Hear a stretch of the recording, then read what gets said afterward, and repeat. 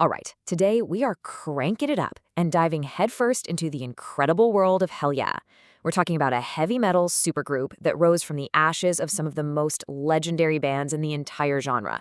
And this story? Well, it's all about brotherhood, forged through some seriously brutal riffs, unimaginable tragedy, and in the end, absolute triumph. So to really get Hellyeah, you have to start with their pedigree.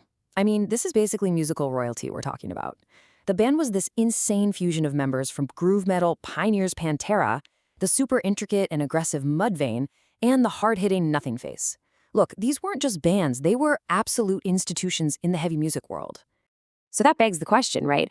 What in the world happens when you take that much talent, that much history, and that much raw power, and you just throw it all into one room? Well, let me tell you, you get a story that is every bit as explosive as the music itself. Okay, let's start right at the beginning. The whole idea for Hellyeah really kicked off around 2006. See, members of Mudvayne and Nothing Face had started jamming together, but they just knew they were missing one last crucial piece to really make the whole thing work. And this was the original lineup, a true supergroup in every sense of the word. You had Chad Gray on vocals and Greg Tribbett on guitar from Mudvayne. You had Tom Maxwell on guitar and Jerry Montano on bass from Nothing Face. And then, of course, the absolute legend, Vinnie Paul from Pantera and Damageplan on drums. But getting Vinnie behind that kit, that was a whole other journey.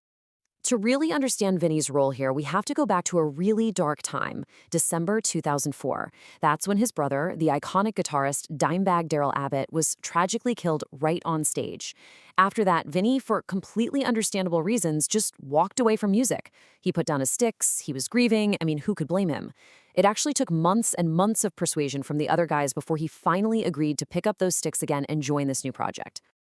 And this right here is the crucial point. For Vinnie, Hellyeah was so much more than just another band. This was him reclaiming his life, reclaiming his passion, and his rightful place behind that drum kit. It was his second act, and really, it was a way to honor his brother's memory by getting back to doing what they both loved more than anything, making loud, heavy music. So, the lineup was set, a legend had returned, and the band got straight to work hammering out their sound. And they weren't just trying to be a copy of their old bands. No way. They were creating something totally new, something raw, and something that, as it turned out, would connect with millions of people.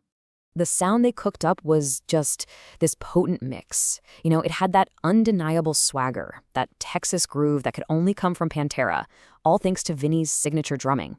But it also had the melodic smarts and the vocal intensity of Mudvayne, and the whole thing was wrapped up in this kind of southern barroom brawl energy. It was heavy, it was catchy, and it was just unapologetically fun. And man, did the fans respond immediately.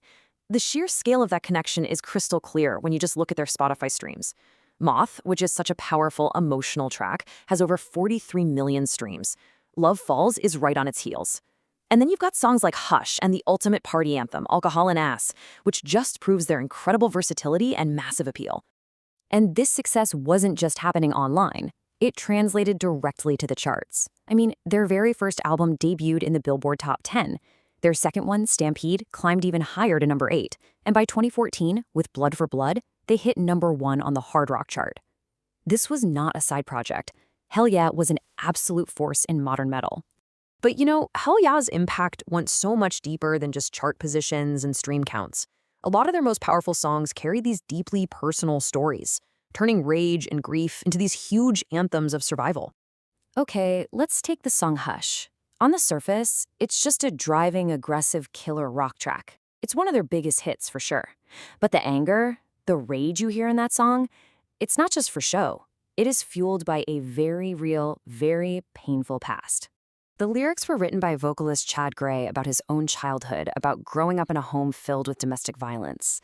The band even used the song to promote the No More campaign, using their huge platform to shine a light on a really difficult subject and to let survivors know that they were not alone. And that kind of emotional honesty, it was there from day one. On their debut album, the song Thank You was like this collective tribute from the whole band. Chad Gray wrote it for his grandmother, guitarist Tom Maxwell dedicated it to his mother, and for Vinnie Paul, it was a powerful, poignant tribute to his brother, Dimebag Darrell. And that connection to Dimebag, it stayed this powerful undercurrent throughout the band's entire career. And it led to what is, without a doubt, one of the most incredible and moving moments in all of modern metal history. Just try to imagine this for a second. More than a decade after his brother's passing, Vinnie Paul gets the chance to have Dimebag play on a Hellyeah song. I know, it sounds impossible, right? But through this amazing combination of love and a little bit of studio magic, they actually made it happen. So here's how they pulled it off. For their 2016 album Undeniable, the band decided they were going to cover a Phil Collins song.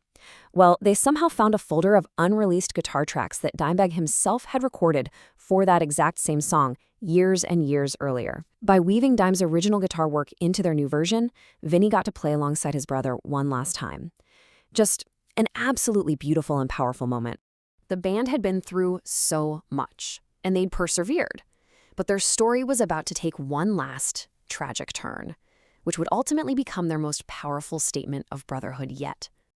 Right in the middle of recording their 6th album, the unthinkable happened.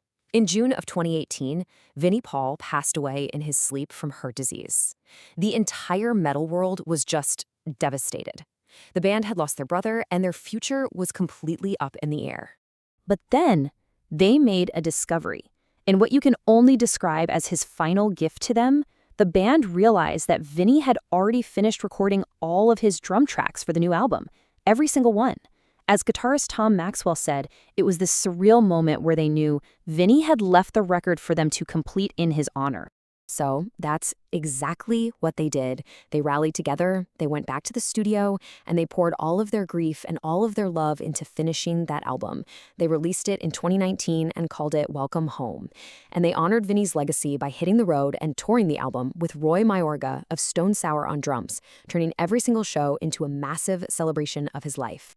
The album Welcome Home is just the perfect send-off. It's the sound of a band saying goodbye to their brother, and it serves as this final, powerful testament to Vinnie Paul's truly monumental legacy in the world of heavy music. You know, in the end, Hellyeah was always about more than just the music. It was about resilience, it was about picking yourself up after tragedy strikes, and about the unbreakable bond of brotherhood. Their brutal riffs were the soundtrack to an incredible story of love, of loss, and of the enduring power of rock and roll.